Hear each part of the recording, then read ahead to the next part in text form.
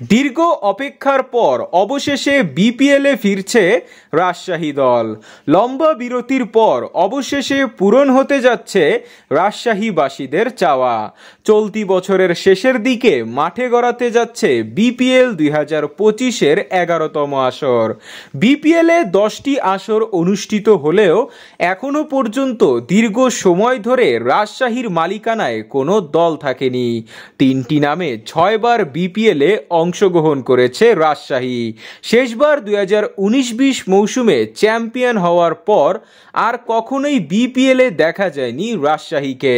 তবে ইতিমধ্যেই জানা গিয়েছে রাজশাহীর মালিকানা পেতে আগ্রহ প্রকাশ করেছে ভ্যালেন্টাইন গ্রুপ নামে একটি প্রতিষ্ঠান। শুধু আগ্রহ নয়, রাজশাহীর বিভাগীয় লীগের রাজ কমিউনিটি টিমের মালিক ও ভ্যালেন্টাইন গ্রুপের ব্যবস্থাপনা পরিচালক মোহাম্মদ শফিক ইসলাম রাজশাহীকে কিনতে ইতিমধ্যেই বিসিবি সভাপতি ফারুক আহমেদকে চিঠি পাঠিয়েছে।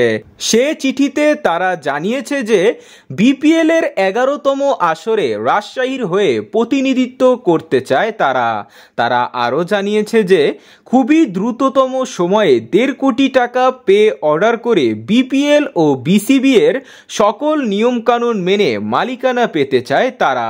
এবার দেখার বিষয় তাদের কি দল দিবে কিনা বিসিবি। সবকিছু ঠিক থাকলে ব্যাটে ও বলে মিলে গেলে ভ্যালেন্টাইন গ্রুপের মধ্য দিয়ে আসবে রাজশাহী।